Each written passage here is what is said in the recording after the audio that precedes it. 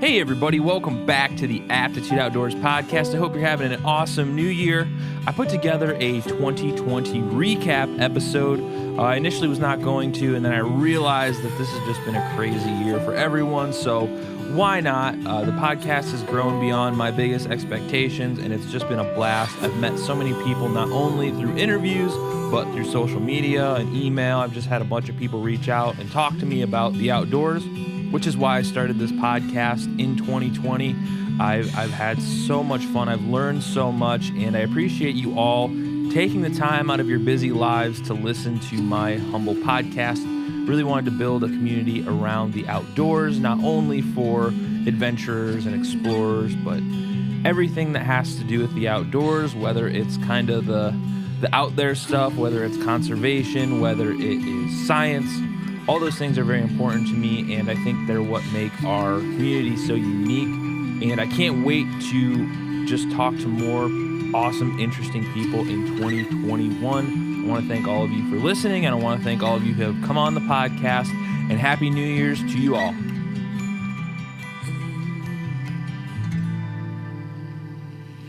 First up, I have part of a conversation I had in episode 5 at Wildwood Anglers Fly Shop. I was talking with Brad Dunkel and Ryan Martin. These two dudes are always a riot to talk to. We talked about some of our favorite rivers and the time I went out and filmed a commercial for Brad's Fly Shop, and I crashed my drone into the river. Very sad yet hilarious moment. Well, I've been out fishing with both of you. You like what I did right there, too? With Ryan, I went walleye fishing, which is like local, super to this region. That's like a huge deal. Like Absolutely. The walleye run is like the be all end all for Toledo. And then I went with you. I didn't fish so much as filmed you guys like a little commercial for your shop. We went walleye fish? No, we went up to the Manistee. We went up that's to right. It was you hot, and John. hot water conditions and not good fishing. Well, it sucked because I made you guys like, we got to fish in the daylight, dude. We're making. Oh yeah, that was right. like hex. It was hex time. It was nighttime game. Yep. Yeah. Yep. Yeah. So he's like, this isn't going to be great. I was Right. like, well, I don't know what you want me to do. Yeah. I don't Where's have that thermal lens, man? Figure out how to nighttime mouse. Yep, we could and do like film us. Blair Witch Yeah. Project stuff. You know? It was funny because we were out on the river all freaking day. We were was probably on the hot. river. Yeah, it was hot. We were like out there for 12 hours. Just like, you weren't working. We were just up there hanging out, drove up there and like met you guys at like 1 a.m. I got off work. I drove like the 4.5 hours or whatever up to Manistee. Right. And you're like, oh, it's just on this road with this camper. You'll see it. Like, okay. So I'm driving around up in northern Michigan, middle of the night. And then there's no cell service up there. You're just like in the middle of nowhere. These Cell dudes, service is overrated. you and John texted me like, "Hey man, we're up here in the Manistee. We're fishing. It's like an hour north of where we're sleeping. Meet us up there." So I'm like halfway there, and you're like, "No, we're not catching anything. Never mind." Turn around, like I'm just driving around in the middle of the freaking night. Finally get to this camper. It was nuts. You guys we were just like slamming beers. No, I get there at pitch black. I'd have never seen the place. It's a camper in the middle of the woods, like classic hunting Deer camp. Deer camp in the middle of Michigan. I brought like a 12-pack of Truth IPA or something. We were like 8% or something. Gone. That, We, like, point two. we just hammered them down. And then these guys are like busting out elk steaks at like 3 a.m. Oh, yeah. Then we wake up at like 7, 8 a.m. and just go out and hit the river hard all day. And the heat. It was Oh, brutal, God, but it was that's fly camp, though. Oh, hangovers. That's fly camp. Hangovers in the heat. Yeah. Whew. I loved it. The only part about that trip I absolutely hated was I crashed my drone. Yeah, that was pretty funny. But Brad saved it, man. He got the net out. He was like, "We're not losing that footage." Oh man, no. Made it in the video. Oh man, I saw that. I was hoping it would still work. Actually, I thought we could get to it. It didn't work. I was hoping we could get to it quick enough where it would just be like a blade that you could get replaced. But turns out electronics, submerged. Yeah. Doesn't always You and work John out. are trying to reassure me. Get the rice. Yeah. Like, dude, it's gonna be fine. I'm like, it's a flying machine that's electronic that submerged fully underwater for like 5 minutes. It's not gonna be okay. Yeah, who innovated that? Just make it A submersible. non-waterproof. Yeah, just drone. make it submersible. Sweet. Well, it's meant to be in the air. Well, It's yeah, not but supposed maybe to we be. can That's make like true, an amphibious vehicle. Man, it still hurts thinking about losing that drone. I was so bummed at the time, but I eventually got over it. Kinda. It's always a good time hanging out with Brad and Ryan, and you can't beat drinking beer and going fishing all day. Up next, I talked to Jim and Kale, two Appalachian Trail thru hikers from Northwest Ohio. We actually met at a presentation I gave about my thru hike, and after it was over, they approached me. They asked if I'd be willing to help them prep for their upcoming hike, and I gave them my best, worst advice. And the rest is history. You can catch Jim, Kale, and my full discussion on episode 7. Here we discuss our mutual disdain for arguing about backpacking gear. I made the mistake of writing a few articles for the trek after I did the trail, and people just are like, "Are you a fucking idiot? Like, well, you don't know shit." I'm like, "It's a backpack, dude. Chill out. Like, you call that ultra light, you idiot?" Like, People get weird about that. I don't care about that. Yeah, like, ultralighters are on a completely different I mean, level. more power to you, Yeah. but like like, they need to meet our friend Jeremy. Like, the guy that we met on the trail. Like, he was from Ohio. Dude's a freak. But yeah. he would sleep on most this, people like, from Ohio are. he had this like thermarest sleeping pad that was, I don't know, half my body length. Like, and he would just sleep on that. Didn't and even then, cover the length of his body, and he wasn't as tall as we are. no, You know, he like, wasn't. He didn't hit 6 foot. No, but like he'd slept on half. I think his entire pack weighed like 5 pounds. Like, It looked like a school backpack. yeah. Well, yeah, I mean, And- I'm not talking shit on ultralighters. Like, if you can handle that, like, sweet, dude. But like, Yeah. I don't live like that at home, and I'm not gonna kill myself. Like, I don't know. I actually wrote an article about it's a versus. Like, you either choose to be ultralight and that's your thing, or you just are a normal. The average backpacker that does the Appalachian Trail does not ultralight, like, in that sense of like No. sub like 20-pound fully loaded pack or whatever Right. the standard Yeah. is for like. The average person just uses whatever gear. Like, it's Yeah. the way I like to talk about it, I don't know if you guys agree with me or not, is like, you're literally just carrying shit in a bag and walking. Like, it's not.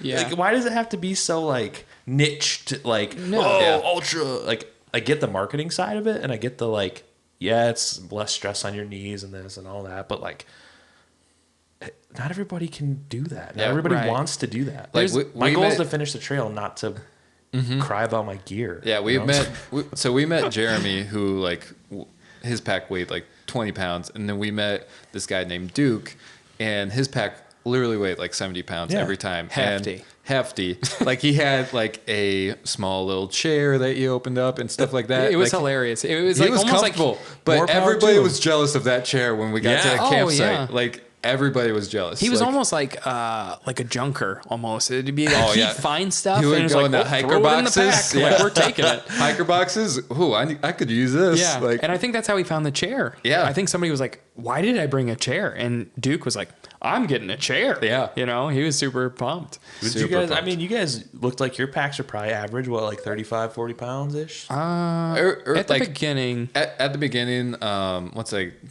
maintained a steady amount of trail mix, like, it was like I had to dump some. probably of that around like outside. 50 pounds, just because of like the warm weather stuff, and then towards the end it got to like 30 to 40. 30 to 40. I'd say mine averaged about 30, 35. And the colder, like, we got in the cold stuff at the end, and it went up to about 40. Yeah. Because I had to get like a down coat for night for sleeping, and then you have like a couple extra layers, like extra thermal. I got like those crazy, like an early Christmas present, because I Yeah. mean, I'm out there, I'm broke. We're at the end. I got Right.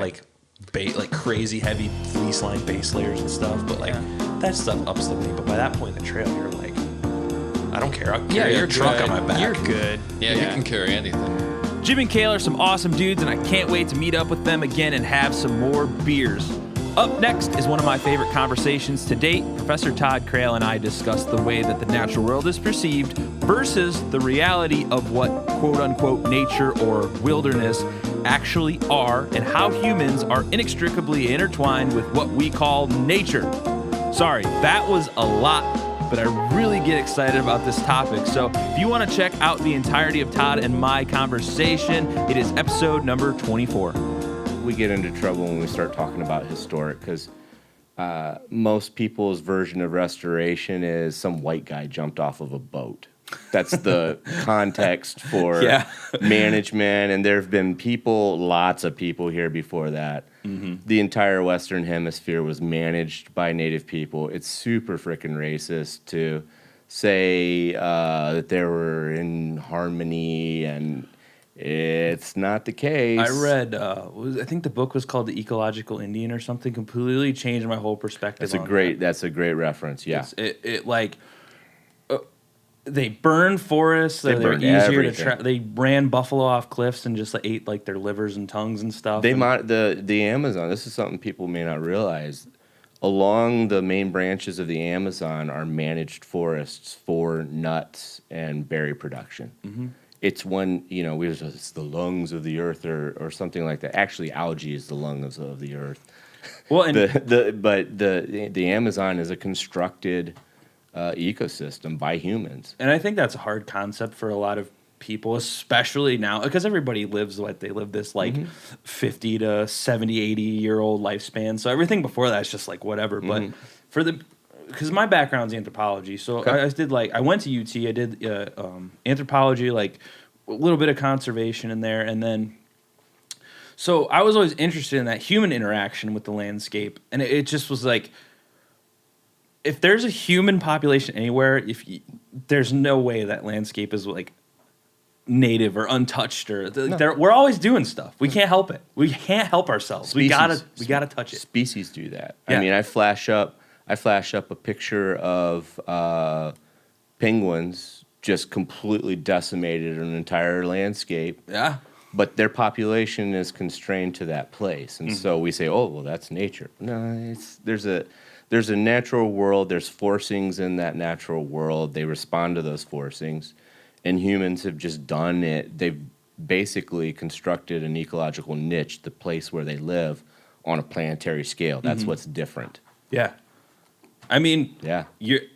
I never thought about it like that, but yeah, the animals do the same thing. They do the same Squirrels run around planting nuts in the ground, and Yeah. and from an evolutionary perspective, everything's always changing all the time, but we Always only changing. see it like for that long. So it's This fragile balance stuff. I mean, it's a myth that came out of the Greatest Generation and has been reinforced by the Disney Corporation. Throw it out; it's worthless. yeah.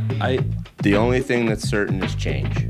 So not only is Todd incredibly smart, but he's also a meme master. I really enjoy seeing his hyper-specific and localized memes on social media all the time. Up next is the dynamic duo of Ohio's premier women's fly fishing adventures, Katie and Jessica of Ohio Women on the Fly. I love the work they're doing locally, and their Instagram is always just firing on all cylinders with pics of huge fish and cold beer, two of my favorite things. If you would like to check out our full conversation, check out episode 21. I didn't realize how awesome locally like Ohio was for the outdoors until I got way older, until I was in like my 20s. And you know, your whole life you just hear like, I gotta get, it's like that's like the Ohio motto. It's like, I gotta get the hell out of Ohio. And then you Go west. you go travel, you do all this shit, and then you come back to Ohio and you're like, it's really not that bad, guys. So do you guys have any opinions on why you think people just hate Ohio so much? Like, I don't really get it. Like, now that I'm here and I live here and I work here and I'm involved in the outdoors community, like, I think it's great. Like, yes, we don't have mountains. We don't have, you know, gigantic, beautiful, ice-fed, like, mountain glacial melt rivers. But we do have a ton of outdoors opportunities. Like, there's tons of parks. Like, why do you think we get this bad rap? It makes no sense to me. People probably, they just don't know. If you're not from Ohio, you just don't get it. I guess that would be my thing. I mean, if you're in Colorado, you're like, oh, I got the mountains right here. When you're in Ohio, you kind of have to put some time and effort into exploring and finding the good stuff. And you're like, oh wait, yeah, this is actually pretty nice. We also have some good neighboring states. PA is beautiful. West Virginia, Kentucky. New York. I love New York. Yeah. So you just got to get out. Yeah. I agree with what Katie was saying. Like, I just don't think people realize it. Plus, like, we also have that, like that Ohio, like, I don't know, like if someone else talks, someone else talks shit about Ohio, I'm like, you don't even know. Like, I get angry about it. I'm the first one to be like, this place, like, our rivers are whatever. I wish I was like trout fishing on dry somewhere out west. But like, I freaking love it here. Like I said, family's here, everything's here. And like you were saying, like we might not have like a freaking mountain, but you definitely could get some elevation here. Like I've done plenty of running out in like our local parks to get a little bit of elevation on my legs. Or we have like the lake, which is pretty freaking awesome. Like we have sailing, surfing, kayaking, paddleboarding. Like we have it all here. It might be on a smaller scale, but like you got to believe like we're all crazy. We're all looking for a fix. So we're definitely getting after it. Like Cleveland or Ohioans are like, we're trying our hardest to get out there and get after it. Well, people underestimate the Great Lakes because, you know, out west, the continual debate is water rights. Right. And, you know, there's all this issues around water. And out here in the Midwest, we're like, shit, we got more water than we know what to do with. Like so much water. Yeah. And like Lake Erie, I've been fishing out on Lake Erie for walleye and perch and all this stuff. And it's just like this, you could just drive a boat. You can go buy a boat, drive out there and just for the rest of your life, fish every day if you wanted to. Like it's an amazing resource. Yeah. And I think to like kind of like add to what you're saying too, is I think that a lot of people, when they think fly fishing, they think like trout, like specifically. And I think that this like newer age of people that are getting into fly fishing, it's like, no, we could fly fish for bluegill and bass and pike and muskie and carp, which is like kind of like a huge thing that's going on right now. Yep. And then the next thing that's going on that's really big is actually like drumfish, which we have plenty of that here. And that's supposed to be like a riot on the fly because they are pretty close to like saltwater fishing, but in our freshwater. So once you start thinking of fish differently, then I think you're going to be a little bit happier when you're out there fly fishing and you're not like this old school.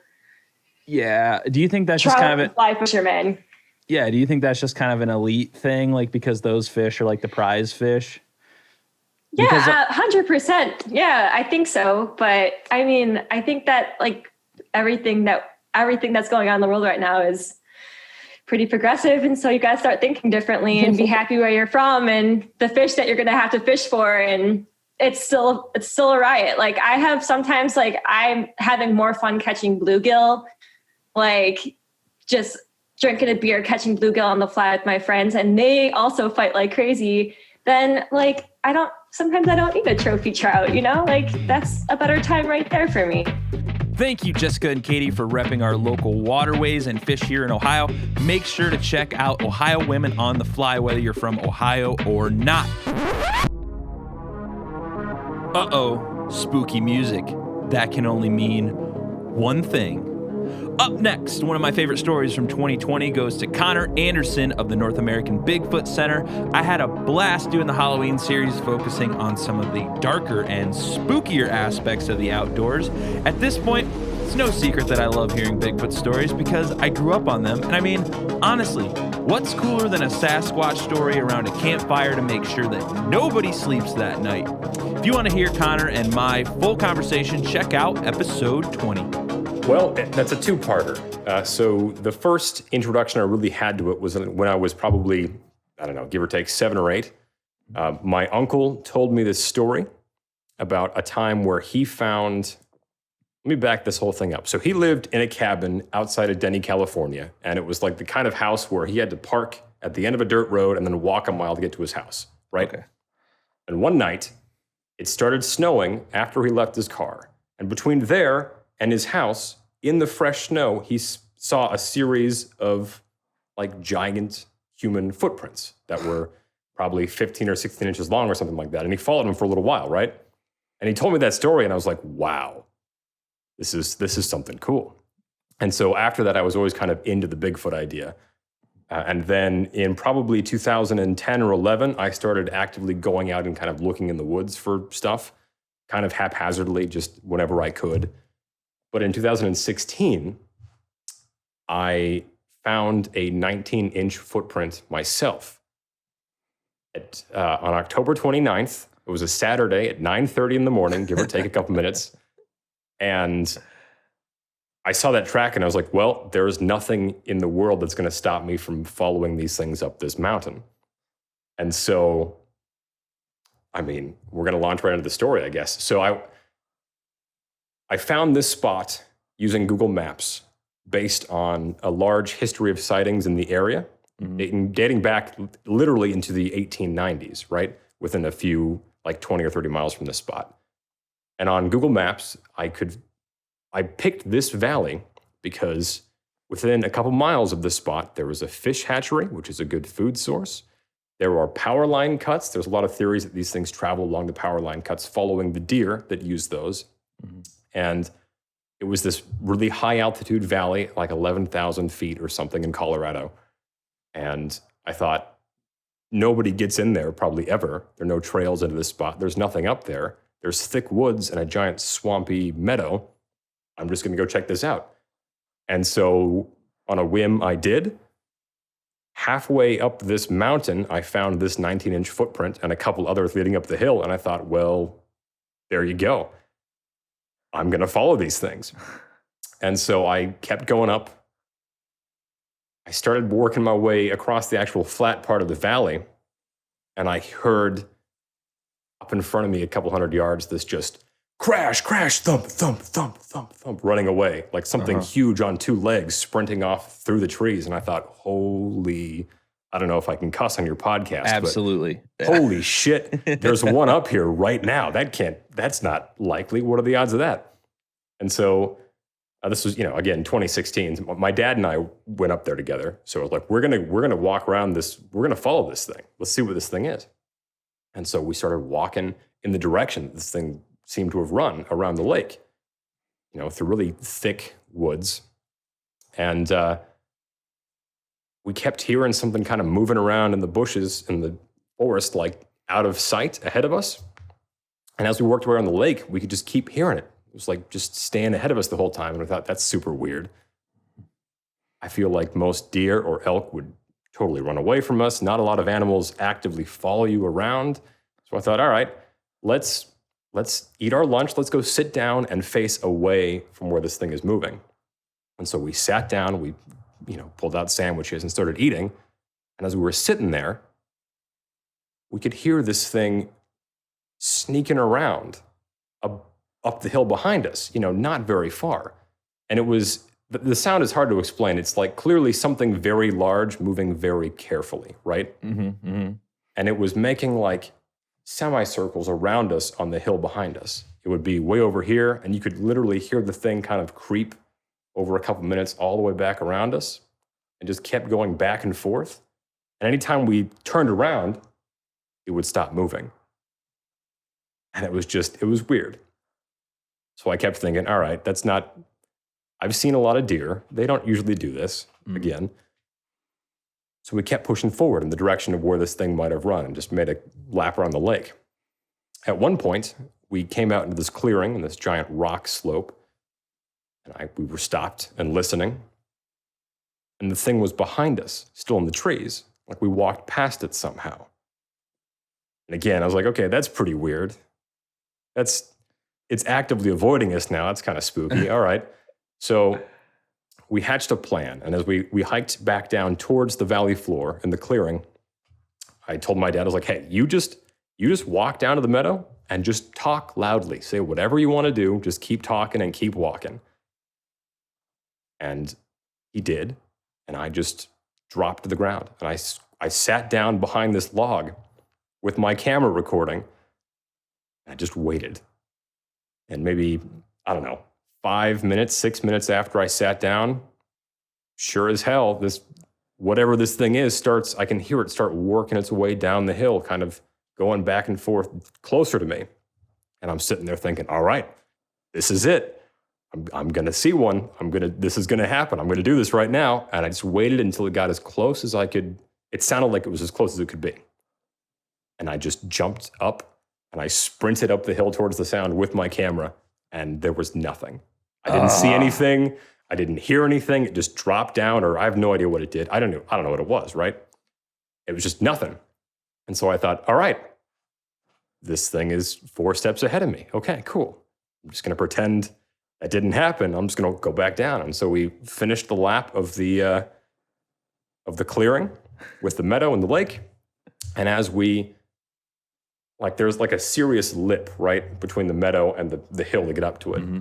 And so we started walking. The second we hit the edge of the clearing, back into the woods, back into the downhill, from back behind us, we heard this loud whistle that was like a, like, all right, that was the all clear signal. Something is up here. Something knows we're leaving. That's pretty weird. And so over the next, few years, I would go back to the spot as much as I could.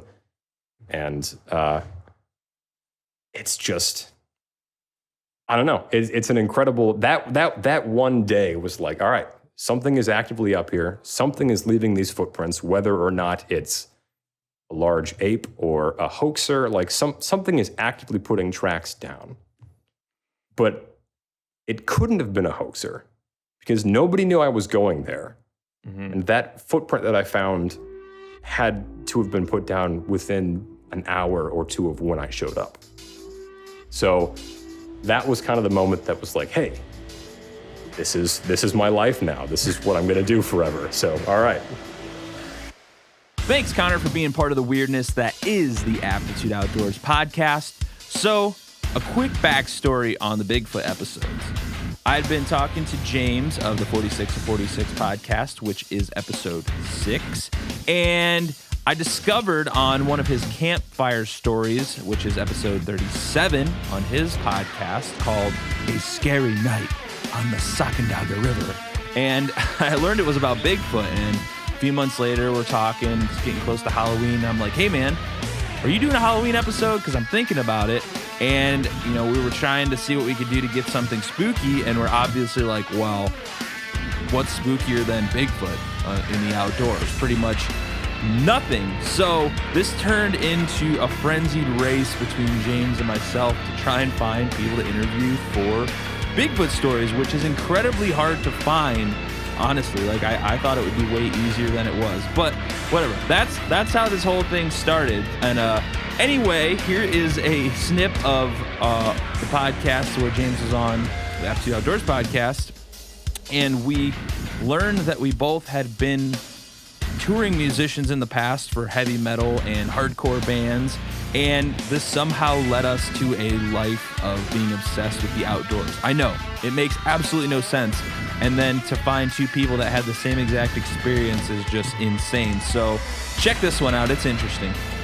It's funny that you mentioned being kind of like a punk 16-year-old, being in punk bands and rocking around. I was going to ask you about that music. So it's interesting because I'm a musician also. I have my wall of musical instruments here next to me that you can't see. What kind of stuff are you jamming back in the day or still currently? It's funny you say that because I was just having a conversation with a buddy literally this morning asking me what I'm listening to now. And I said, dude, I listen to the exact same music, the same albums that I listened to in high school. There's only a handful of bands that I listen to now that I didn't listen to. And I'm 33, so high school was a hot second ago. A minute, yeah. But I'm very into punk and hardcore and metal. But then I also am an absolute diehard Bruce Springsteen fan as well. Like an obsessed Bruce fan as well. So, I obviously listen to other things. The Goo Goo Dolls are one of my favorite bands of all time. I have every record they've ever put out, and they cannot play a song at a show and I don't know the song. That's how that's how into them I am. But as far as like music goes for, what I played and the bands I was in, usually a punk or a hardcore band, metalcore band as well. But I like the heavier music, but it's still the same. I listen to the same bands I've always listened to and the same records. And if they're not putting out new music anymore, then it's just the same old records. I grew up in the metal scene. I still play in metal bands, but we're just like based on the internet. It's just like something. I'm 30 now. Like I don't have time to be going and playing gigs and stuff all the time and wasting my weekends because I'm too busy doing this. So it's like something about heavy music. I feel like everybody I know that's super hardcore into the outdoors at some point in their life was like, yeah, I really was like a punk or like I'm really into heavy music. And I don't know why. Sure. We need to like mellow out into nature at some point, I think is what happens. We're like, it's too hardcore. I think being outside and being, it's almost like the outdoors community is also kind of like a sub world, the same way like the punk scene is or the hardcore scene is, in that regard. I've met so many people that are outside on the trail too that I connect with musically, same bands. I'll see this T-shirt on this person, or this person's covered in tattoos. We'd talk about this music or that. I feel like it kind of is that subculture, similar to the hardcore scene or whatever. And it's funny actually. So going more with when I started to appreciate the outdoors, having grown up here and like didn't care. So I played in a band and we toured for years, and I played everywhere, all over this country and Canada, and never got to Europe, but we played all over this country dozens and dozens of times. And every time I would get out west, I would look around and be like, damn, this is freaking amazing out here, Colorado or the Northwest or Northern California. I'd be like, this is incredible. I need to get out here. And then I remember it just like hitting me like, dude, you love this because it looks exactly like your home, what you're used to. This is all around where you live. You live in the freaking Adirondack Park. Yeah. But you don't, you're a punk ass kid who doesn't appreciate those things around you. But then it was like a light bulb moment that I was like, no wonder I like these trees and the green and the river and the air, because it reminds you of what you're used to. And it's like that. I remember it was like a light bulb moment that went off. And I said, yes, that is just like where I live or where I grew up. And no wonder. So at that point too, I started to really appreciate where I am. It obviously has its flaws like anywhere, but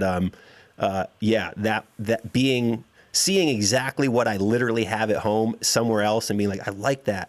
That was like, okay, well, obviously you like it for a reason, so go take advantage of it now. And that actually is what kind of kickstarted me to take advantage of, the 2,000 plus miles of trail that exists in the Adirondack Park. Well, it's crazy because I feel like you just retold me my life story. I did the same thing right out of high school. We bought a van, went on tour for like 3 or 4 years. Sure. And the same thing. You get out. I'm in Ohio. Okay. Mm-hmm. We got cornfields and we got we have great park systems and stuff, but we have like corn and rivers. That's it. There's like very little terrain differentiation. It's all just like the same old. So we get out west. Punk kid from Ohio, like the only place I've ever been is like Florida and Ohio. Get out to the desert or like Eureka, California with these massive redwood trees, and it's like life changing. Yeah, totally. And then I came home and I was like obsessed with nature ever since. And so it's funny how that kind of like you don't really know how much you like it until you're like deep in it. Just like, this is the most amazing thing ever. And man, ever since then, it's just been like what I would call a downhill slope. Like it's like an obsession now. Like everything has fallen to the wayside, but like the outdoors is like everything to me. And it's like, and it's funny bringing up traveling and stuff. I randomly talked to some guy the other day that I was going to ask to be on the podcast. And he's like, this guy from California on Facebook? I was like, yeah. He's like, oh, I know that guy. And it's some random guy I met on tour like 10 years ago. Like just some random, apparently he's like a huge Bigfoot researcher guy, which I had no idea of at the time. So I was like, this is crazy. Like it's just crazy the stuff you run into. World. Thanks, James, for coming on and being one of my very first podcast guests. If you haven't already, make sure to head over and check out the 46 of 46 podcast. Speaking of heavy metal and nature enthusiasts, Eric Schlimmer is one badass dude. He's definitely one of the most accomplished hikers, peak baggers, mountain bikers, kayakers, and, well, all-around outdoorsmen that I have ever met. I actually met Eric through James and jumped at the opportunity to have him on the Aptitude Outdoors podcast. Eric's episode is number 16 and by far has some of the most awesome backcountry stories to date. Here is one of the most insane things that I have ever heard, outdoors or not. Enjoy. It's a good story when the story begins with, I have to tell you about the time I found the 2 decapitated dogs. That's the one I want to hear right now. That's the This one. was odd. Odd would be the word. So I was living in Western North Carolina in the Appalachians. I was working for a private trail building company. And one of my hiking goals was to hike every peak above 5,000 feet in the South. Believe it or not, they have 198. It's just amazing. I mean, the Northeast has like 10. So I go up this trailless peak and I get to the summit. And it's some of the mountains down there have very dense rhododendron thickets. They're quite difficult to push through. They call them slicks. Look at it far. It's kind of a shiny slick look to it. And I look over, there's a dog, that's a dog's head. I was like, that's not something you see every day. And I went over and I'm looking at it, and then I found another one. You know, like a domesticated dog. It's like, what the hell? And I said, well, let's see, if I was some lazy redneck up here and I decapitate dogs, what would I do with the bodies? I'd probably drag them downhill and throw them off a cliff. So I went downhill and I found a cliff, and sure enough, the bodies were at the bottom. And I was like, that's really weird. So I went down to the bodies and I found a collar with a name and phone number on it. Oh my God. And I said, this person is probably wondering where their dogs are. So I threw collar in my pack, and I'm not exactly sure why. I also took one of the heads. I had a plastic bag, and I said, I don't know, maybe nobody's going to believe me. So I put it in a plastic bag, throw it in my pack. So now I'm hiking out with a dog's head in my backpack, which you've probably never heard on your podcast. Never. So I get into town. The nearest town is Waynesville. It's this kind of small hamlet right in the rugged mountains of the Appalachians. And I go to the police department. I say, do you have like a dog control officer, animal control, anybody like that? And they say, yeah, they're a couple doors down. So I go down, it's this very nice lady, and I told her what I just told you. And she goes, oh my God. She's like, so everything's still up there? I go, no, I got the head in my backpack.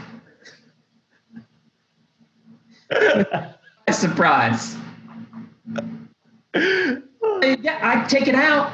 I'm wearing my backpack. She's like, okay, take out this head. And she's like, that's weird. I go, yeah, I got the collar. I got a name and a number. She goes, get out. So I give her the collar and the number, and she dials the number, and somebody answers. And it's an older gentleman. And she says, hey, are you missing your dogs? And the big thing down there is to hunt black bears with dogs. These were hunting dogs. Mm-hmm. And he says, yeah. And she goes, well, why don't you come in? We found your dogs. You know, she left out a little information. We found your dogs. So he comes in, and then it just got weirder because he grew up there, and his dialect was so strong, I actually could not understand him. I couldn't understand a lick of what he was saying. But she's from there, and so when he talked, she translated to me. Because I remember him saying, he goes, yeah, man, they got caught in the laurel slick. And I was like, huh? And he said, maybe they got caught up in the laurel slick, and I know what a laurel slick is. I was like, okay. And the thing was very weird because he was totally unconcerned at all, like no emotion. And he explained it that they got loose and they got to the top of the mountain, got caught in the laurel slick, died, and then animals partially ate them. And I was like, but how could it be that they went up for miles upon miles upon miles, and then suddenly they both got caught simultaneously on the summit? I was like, how does that work? That was kind of the end of the story, and he left, and I left her with the head, and I went home. It reminds me of what's that scene in Dumb and Dumber? Who's saying, we got no food, we got no jobs, our pets' heads are falling off. Yes. Yeah, with the bird. That is not only the craziest outdoor story I've ever heard, that's the craziest story I've ever heard from someone. Yeah. Like the weird shit you come across in the outdoors is insane. I don't think we can top that for the night. Like there's nothing that can top that. Yeah, we got to just end there. That's enough. Thanks, Eric, for coming on and sharing your awesome stories with me. Let's keep rolling and lighten things up a bit. Here is an excerpt from episode 4 with naturalist, hunting buddy, and my good friend Bill Heflin as he retells getting locked in a public bathroom with my wife. This happened on our 3-paddle of the Maumee River here in Northwest Ohio, and trust me, it's just as weird as it sounds. We may or may not have drank 3/4 of a bottle of rum during this episode. Also, I'll let you be the judge of that. You know, you're always nervous when you call these people because you're banking on this plan. And if they say no, then you're like, well, there's nowhere else to go. Right. So since the birth of the water trail, I would assume that's what makes them much more accommodating. But she literally told me everything's wet. Like, I don't know where you're going to camp. And I was like, please don't use this as an excuse. I was like, listen, we're all psychopaths. We'll sleep in mud puddles if we have to. Right. And she just said, basically, hey, do whatever you want. Like, I'm just saying it's not going to be comfortable. And not to be mean, you're wrong. It was great. That place was awesome. It was right by a gas station. Yep. Had flush restrooms that had auto-locking doors. Yeah, I was going to bring that up. You and my wife got locked in the bathrooms. That was an interesting story. Yeah. So we probably should have noticed, we ended up both using the men's restroom because the women's restroom was already locked. Yeah. And we both ended up in there, and dude, she was so changing in the actual real stall with the door, and I was waiting to change in the stall. And I washed my hands, and I forget what I was thinking. I was going to step out, and I tried the handle of the door, and the handle goes down, but the door doesn't open. And I'm like, just push on the door. Nothing. Meanwhile, Amanda and I walked down to the gas station to get pizza. Yep. It was like 0.2 of a mile away. There's this gas station that has gas station pizza. Yep. We're walking down there to get these frantic phone calls. We're locked in the bathroom. What do we end up having to call the police? Yep. We called the police, and I called in to, I looked up the non-emergency line. I mean, this is part of the good thing about doing the Fort Port on the Maumee. You're never away from civilization. No, not even so, for a second. I had internet service the entire time. Mm-hmm. So called the non-emergency line, say, hey, there's 4 of us, or, we're camping at, the Antwerp Riverside Park, and I'm locked in the bathroom. And How'd that go? The operator said, wait just a second. And I hear this weird click, click. She's like, can you say that again? I'm like, I'm at Antwerp Riverside Park, and I'm locked in the bathroom. And all I hear is, 2 people start laughing. And she's like, okay. I'll contract a patrol vehicle, and they'll come by. And I try to contact the maintenance people. The auto locks on the door are new. They've only been there for a month. Oh, man. So she's like, I don't know if the cops have keys. The police have keys. I don't know what's gonna have to happen. And they showed up quick. I think 10 minutes. And well, I mean, the town is the size of what, 3 football fields at the most. There's a gas station and it's a bar. Nice small town. Yeah. But I was in the gas station parking lot, crying, laughing because it was so funny. Yes. Day 1, you guys get locked in a bathroom, a public bathroom, in just this little park along the Maumee. Beautiful. You can't make these stories up. No. Any trip you go on, any adventure you go on has these stories, and that's the best part. That's one of the selling points about getting outdoors and doing some multi-day things is you're gonna have a lifelong story. Yeah, weird shit happens. Yeah, and it's hilarious. Yeah, Sometimes it's not funny during the event, but in this case, it was pretty funny. I thought it was hilarious because when the cops showed up and started knocking on the door, and I answered, and they asked how many people are in there, and I said 2, and they're like 2 guys, and I'm like no. They're like that's awkward. Yes. Like, it's a guy and a girl.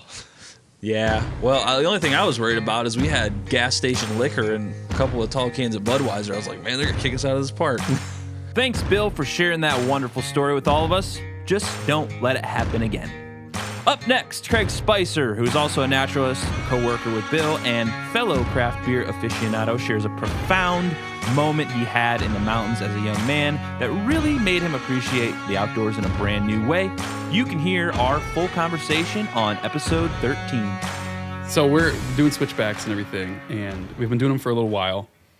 And I notice at the very corner of one of the switchbacks, before you're about to turn around and keep going up, there was kind of a break in the trees. And I was like, you know what? I'm going to go out here and see what's going on. And there's this big break, this huge clearing. There's perfect little cumulus clouds, just your fair weather clouds that are blowing at a pretty good click. And it's just enough to paint all of their shadows along this kind of rolling pine-covered expanse of foothills of the Rockies. And it was just, I couldn't hear anything except for the wind going through the pine trees. And it was like the loudest whisper that you've ever heard. Like, it was just this constant noise, this roar, but not loud, of just nature, of like just the environment. And I stood there for a while, and I don't know why, I just started like crying. I was like, this is amazing. How can people not just take the time to experience this just for what it is, regardless of what you're doing? Like, how can people not count this as important? Yeah. I think you're the first person. From there, it'll just like, this is what I'm doing. This is it. I think you're the first person to actively write a poem on my show. That was beautiful. I almost cried a little bit. That was it. That's because you have one of those experiences, I do. Don't you? I do have an experience just like that. And I was thinking about it as you said it, because I was like envisioning what you were saying, and I was like, and isn't it amazing how being outdoors, just you create memories there that you'll have forever if they're important and significant enough to you, that will immediately be triggered. Yeah. When somebody else starts talking about something important. Well, you described that probably the best way it could be described, and I still could not envision like what you saw in my brain, like to the full extent. Like, I've seen things like that before. Yeah. But the experience I had was so similar on the Appalachian Trail. Was you're just up and down mountains all day. Nice, big one. Up and down mountains all day. You're just grueling through this slog of mountains. Yeah. And it's like real shitty rainstorm, just like holy, like terrible day. Which I appreciated this latest video you sent out of like, wow, nature's cool. And you're like under a bridge next to like a water treatment plant or something. Yeah, I dug up some old Appalachian Trail videos the other day. I was reminiscing. And but this one spot, it's just like the worst day ever. We got caught in like a hailstorm. It was lightning, and we're like on these balds. There's no cover. I like think I'm gonna die. All of a sudden, the clouds break. The storm just rolls off in the distance. We get ready to camp, come to this clearing, and it's just like just what you just saw, you just described. It was all like blue. The sky was blue and like dark and looming off in the distance. It's this huge valley, and then there's like that perfect like Paramount Pictures peak, like right in the middle of this valley. It's like, oh wow. And I couldn't move. I was like, you get frozen. You're just looking at it like, I'll never see this again. Yeah. Like, you go there on a day where it's crappy and cloudy and there's no sunlight, or the shadows don't look cool, or you go in the afternoon and it's full bright sunlight, you're like, well, that's okay. But you just get this random moment where it's like everything's perfect, and you're just like, this is why I love this stuff. Yeah. And you're not going to get that every time. No. That's like a once in a lifetime right there. I think we both just described once in a lifetime experiences. Yeah. But it's really, I always try to people that don't like to do anything outdoors, I can't get these visions through every time. Like, we could talk about this all day, but until you feel that for yourself, it's just like, these dudes are out of their mind. Like, these dudes are just weirdos, hippie guys out in the woods talking about their feelings. Like, if anybody knows me, that is not me at all. Thanks, Craig, for sharing your awesome mountain experience with us. Up next is AJ, host of the Outdoors podcast, not host of the Aptitude Outdoors podcast. That's me. AJ is a super cool dude, and I would highly encourage you to go check out his podcast if you haven't done so already. One thing you'll quickly learn about AJ is that he is a gear aficionado, unlike me. If I have any questions about gear, he's the first person I text. Here's an excerpt from episode 15 where AJ lays out the best hammock camping gear that money can buy. The one thing I think I lack a lot on my podcast is gear. I don't talk about it very often. So what would you say is like unlimited funds, unlimited resources, custom whatever? If someone wanted to get like the sickest hammock setup that ever existed, what's your recommendation? Because you're all about it. Yeah, so, and the funny thing is I've kind of fallen off of like being as obsessed with that as I used to be. I've really kind of shifted to the fly fishing side of things, and it's not because I'm less interested in backpacking. I'm still super into backpacking. I just kind of found the setup that works really well for me, and I haven't found it to be lacking in anything, so I don't really dig too deep into like continuing because I'm like, all right, I got the stuff I need. I can go. I don't need to spend more money on that. I can spend more money on other stuff, equipment, fly fishing gear, microphones, stuff like that. Also expensive. I have never found a cheap hobby. I don't know what it is. Everything I get into is expensive. You sound like my wife. Yeah. The deal is right now, until my girlfriend has a ring on her finger, I'm not allowed to buy anything over $100, which is hard. You might as well just quit the outdoors. Yeah, everything costs $100. So to answer your question, if you really wanted to get into like the Cadillac Rolls Royce upper echelon of hammocks, I think there's probably 2 or 3 companies that most people would look at. There's a company called Dream Hammocks that is probably, if I really had to put one at the top of the list, it's probably Dream Hammocks. Okay. It's a cottage vendor. It's really typical in the hammock backpacking industry, is a lot of kind of like small mom and pop shops that are doing stuff in their garage, or they've got a shed, a little pole barn. Maybe they've got a tiny little place with like 2 or 3 employees, but it's not some big conglomerate. Most of the stuff's being made as you order it, and they've got a lot of customization options. So with Dream Hammocks, like you can literally pick the color of the thread that they use to stitch each side of everything they do. That's crazy. I mean, every little component is color changeable, and you can call them and they will walk you through every single option they have. They will customize it to you. And then every single time they make a hammock, they post it on their website. And so all of the different ones that have ever been made are there. And they have like all their specs, and they can tell you exactly what it is. And so you can be like, oh, I like that part of that one and this part of that one.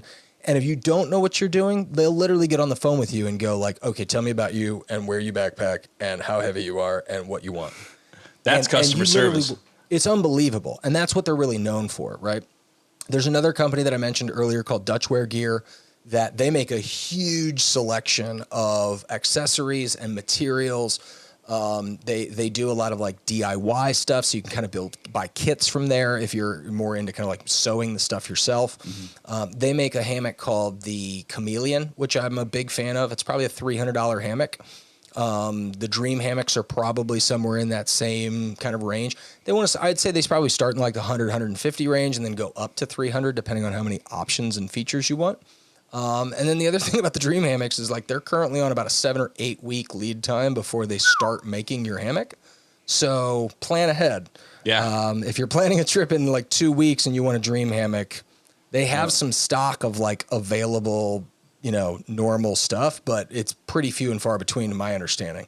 Dutchware Gear, I think, keeps a little bit more stuff kind of readily available in stock.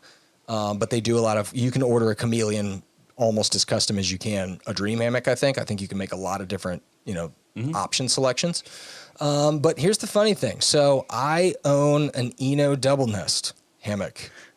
The like $60 REI, Classic. budget classic hammock that everybody and their brother has. I own a $200 custom made different lay, because most people lay from like left, feet right. Because you don't, when you lay in a hammock, you don't lay straight down the middle of it like a banana. You actually lay on a diagonal, and when you do, it actually kind of flattens you out, so you don't lay in a curve. And most people, for some reason, just more comfortable. They put their head on the left and their feet out to the right. I sleep the opposite direction. And so when I ordered this hammock, I had to have them custom make it to basically switch it. And mine's double layered. It's got a bug net. It's got all these pullouts and shelves and all this stuff. And it's a great hammock. It's made by a company called War Bonnet, and they make both of my tarps. Really cool cottage manufacturer. They make everything by hand in Colorado. It's really high quality stuff. I personally found myself getting a little claustrophobic with the bug net up. And very rarely am I going backpacking when there's bugs. And so I was like, well, I have this old Eno sitting around that I know is not quite as comfortable as this, but it does the job. Yeah. I guess I'll just go use that. And for some reason, I've just never stomached the money. Now I've got like $600 quilts and, you know, expensive tarps and all that kind of stuff. What I always tell people, like, you want to go ham on a hammock, you're going to spend $300 on the hammock. You're going to spend probably $250 to $300 on each of your quilts. So a top quilt and an under quilt. Mm-hmm. And then if you really want to get the Rolls Royce of tarps, it's a company called Hammock Gear, or there's another company called Light AF. You can imagine what the AF stands for. And they both make tarps. Exactly. They both make tarps out of a material called Cuban fiber, which if you're at all versed in backpacking, you've heard of before. It's a super, super lightweight, but fairly durable, incredibly waterproof material that is astonishingly light. And I'll give you some perspective. My tarp by War Bonnet is a 12-foot tarp. So the ridge line of the tarp itself is kind of like an A-frame. And the length of the A-frame is 12 feet long. And then mine has built-in doors, which are just additional flaps of material that fold together at the ends to kind of make what looks like a tent, like an old Boy Scout pup tent, kind of just hung up in the air. And that tarp itself is made out of a 20D sil poly. It's really thin, lightweight material. I think my tarp is like 22 ounces. If I had the same tarp in Cuban fiber, it would be 9 ounces. Yeah. And my tarp's pretty lightweight. So Cuban fiber is some wild stuff. So if you really wanted to go Cadillac, you'd get, or Rolls Royce, you would have a Cuban fiber tarp from either Hammock Gear or Light AF. I like Light AF's new cut. They've got kind of a different cut on theirs that I think seems pretty cool. You'd probably either get a Dream or a Darien hammock, a Dream hammock or a Dutchware Gear hammock. And then if you went with tarps, you'd probably go with either a company called Hammock Gear.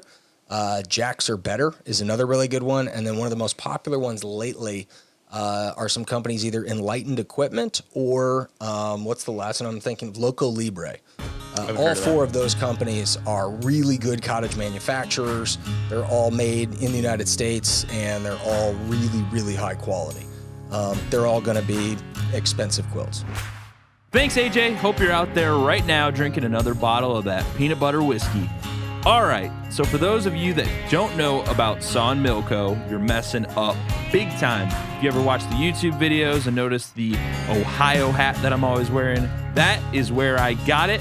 On episode 19, I talked to fellow Midwesterner and owner of Saw & Milco, Nate Langlois, about his experiences growing up in the outdoors and that Midwestern work ethic. Also, Nate's a cool-ass dude. The Boundary Waters is something I've heard a ton about, but I've actually never been up there. It's like canoe heaven. Yeah. Do you have any sick experiences out there that kind of like stick out in your mind as a kid, as an adult, as a drinking beer? The place is just wild. Like, you can go out to Colorado and backpack for a week and not see an animal. You go up into the Boundary Waters and it's, just basically a large chain of lakes between, the border of Minnesota and Canada, and you're going to see something every day. You're going to see bears just walking along the lake, moose, lynx, small, like wild cats, like everything. And I think that is like one of people's fondness of the Boundary Waters is just how wild it is and how untamed it is. Because it's not that easy to access. You got to port it, you got a canoe, you got a portage, it's a lot of work to get deep in there. And, it's pretty much just untouched. So, the higher you go in the mountains, the less the animals you see. The deeper you go into the Boundary Waters close to Canada, it just gets wild. I've done a handful of canoe portages myself. Yeah. And like comparatively to kayak portaging, canoe portaging is hell on earth, man. It is brutal. so brutal. It's brutal. Just well, canoeing, you can pack as heavy as you want to. You know, you got to carry all that stuff, but you typically bring a little extra like creature comforts when you go canoeing, because you don't have to go too, fast and light. You're going heavy and slow, basically. But then, once you hit that portage, it's brutal. You can hit a 2 mile long portage. You got to carry all that stuff that you've been kind of like cruising through the water in. Thanks, Nate, for being part of the Aptitude Outdoors podcast. Now head over to sawandmill.com and get yourself some kick-ass outdoors clothing and some handmade wood furniture. And grab an axe while you're at it. Toughen up those hands. Now, photography is one of my favorite hobbies, and I found my now great friend Seth Geib on Instagram because he was always posting killer wildlife photos from here locally in Northwest Ohio. Now we hang out and talk photography and our weird obsession with different types of pocket knives all the time. Seth was also on an episode of Tales from the Trail, which you can find on the Aptitude Outdoors YouTube channel. Seth and I went out and he showed me how to take awesome wildlife and nature photos. You should definitely check that out if you have a minute, or, well, it's like an hour long, so an hour. Here, though, Seth and I talk about our mutual admiration of reading and how soft we are nowadays compared to the explorers from centuries ago. Oh God! Every time I talk about books, I forget what they're called. But it was I'm the same way. I read a lot of books, but it's just like albums.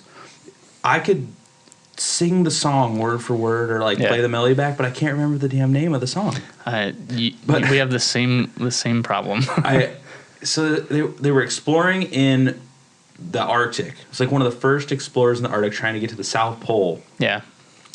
Get stranded there. And Shackleton, I think. Shackleton, Ernest Shackleton, yes. And I don't remember the book name. There's probably like 500 books about it. Mm-hmm. But that story always is so captivating to me. His survival story, because it's so insane to think. Like we're talking about I just love to go to Greenland and take a photo, and this dude's like eating seals he battered on the ocean, and it's just like I almost got ate by a whale, and then my hands almost froze off because I had to sail 6,000 miles back to the Tierra del Fuego. Yeah. Like, that sounds great. Yeah. They're stranded for years. Yeah, it was insane. And he didn't lose a single person. That is unheard of. Insanity. Yeah. I don't know how that's possible. Yeah. It's I don't either. I would probably have died in the first 5 minutes. They'd be like, guys, I'm done. I'm not walking 1,000 miles across the Arctic. Sorry. Yeah, go ahead and eat me. They're like eating their dogs and it's just to think of that level of that wasn't a thing people used to do for fun. That was a thing people like I'm doing this for the glory of the Queen, you know? And now we're just I want to take my $5,000 camera equipment and just go out and hang out. It's crazy, but I think that's what happens when you don't have any more things to explore, Yeah. You have to create your own adventure anymore. And I think there's something to be said about that. If you look at the history of humanity, and we're about to go real deep. I'm down this rabbit hole, baby. Let's anthropology. Go. Yeah, I have an anthropology degree. I know. I love it. Let's go. Yeah. Let's piss everyone off. So, I really apologize to any of your viewers because this isn't super nature or outdoors related. This is the best part about having your own podcast. You can do whatever you want. That's fair. And I love it. Yeah. Hey, if you don't like this, well, I guess, I don't know, turn it off. Watch Deal with something else. Yeah. There's 100 million other people on YouTube. Yeah. But you're stuck with us for now. Yeah. So I think for me, the crust of humanity is so thin. Oh, yeah. And at any moment, and this is going to sound apocalyptic, which I'm not building bunkers or anything like that. I'm all about the post-apocalyptic books and the I love it. Yeah. But anything happens. And we are thrust back into that era of having to hunt and fend for yourself. Scary. Yeah, civilization is just barely there. Thanks, Seth. I'll be bugging you for more photography advice soon. Don't you worry. Just in case you missed the episode, you can catch Seth and my full conversation on episode 11. And last but certainly not least is Julie Jester Gayhart, host of the Jester Section Hiker podcast. And she has, without a doubt, the best laugh in the podcasting world. Julie's podcast is great, and I really like her perspective on how things have changed in the backpacking world over her longer than a decade-spanning career of section hiking the Appalachian Trail, which she has now done almost twice. If you'd like to hear our full conversation, check out episode 10. I don't know, did you notice any kind of changes over the years? Because 12 years is a pretty significant time span over time. I mean, how has the trail changed from 2006 to 2017? That is a great question, and probably the number one thing I will say, the trail itself, the brown footpath, trail groups and things like that, they redo trail to try to, save certain areas and things like that. So the path itself, I would say, is probably not changed much, because I have actually re-hiked a lot of it in the South multiple times. The number one thing for me is technology. So when we started out in 2006, no cell phones. I remember our little section. We carried calling cards. Do you even know what a calling card is? That's the question. I do. I do know what a calling card is. I'm in that gap where I still remember some of these things. So we carried calling cards. We thought we were out in the wild, and I had these paper maps. I mean, right now, honestly, I have no clue where I even got them from. I may have ordered them from the ATC is what I'm thinking. And I used my calling card one time at a payphone in Hot Springs, North Carolina. And the call was like, "Oh, I'm alive. We've made it to Hot Springs. We're good to go. And I'll see you in 5 days," kind of thing. So as far as I know, it's hilarious. So yeah, so the technology, and then over the years, even in those early years, I remember it was taboo to even talk on the phone. I mean, if you went by a hiker and somebody saw you on the phone, or they heard a radio playing because people used to carry radios on the outside of their packs. I mean, you were looked at like, "Oh my God, you're ruining my outdoor experience." So we've gone totally from that to everybody's got a smartphone, everybody's texting, everybody's using gut hook, to full accessibility almost on the AT, where every road crossing is. I mean, practically through gut hook. And the AWOL guide did not exist. I think I used something around the 2008, 2009 period. It was called the Thru Hiker's Companion.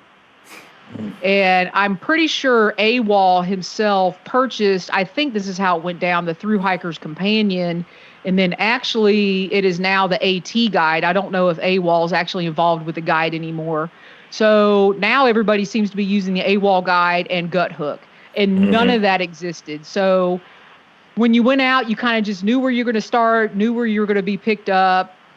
I mean, I don't even remember researching on the internet. So the number one thing that's changed for me is certainly technology.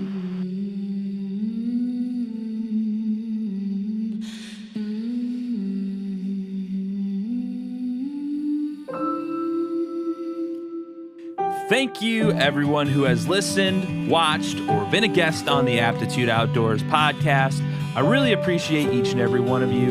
The whole reason I started this thing was to build a community of cool outdoorsmen and outdoors women that I would like to hang out with, and so far, you've all been great. Well, most of you anyway. I hope you're all having a happy new year, and thank you for making my 2020 amazing. Cheers and good night. Paul, signing off. Hey everybody, this is Jester from the Jester Section Hiker podcast, where I like to put the spotlight on section hikers and share my section hikes from the trails. My podcast is part of the Hiking Radio Network of shows and can be found at hikingradionetwork.com. I wanted to take a moment to thank Paul for having me on the Aptitude Outdoors podcast this past year, and wish all of you happy holidays and a happy new year as we move into 2021. Make 2021 the year you get out and take on that adventure you've been dreaming of. Be safe out there, hike as much as possible, and happy section hiking, everybody.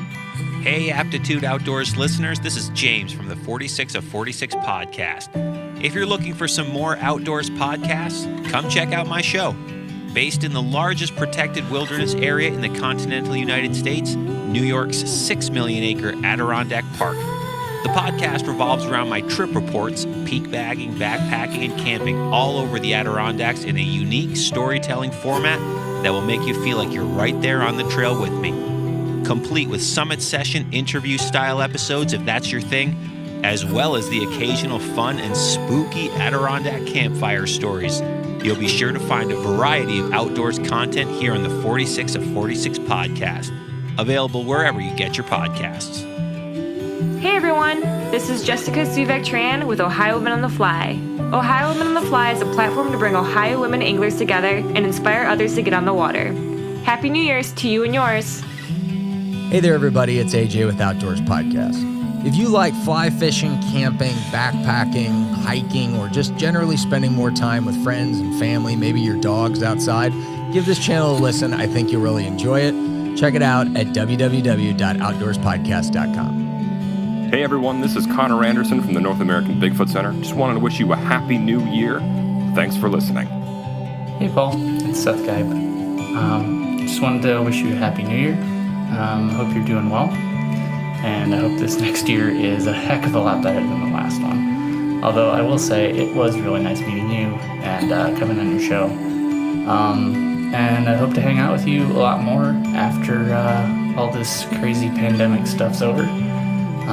Definitely have to get out and shoot some photos and talk some gear again. But just wanted to wish you a happy new year, and we'll see you soon. Take care, man.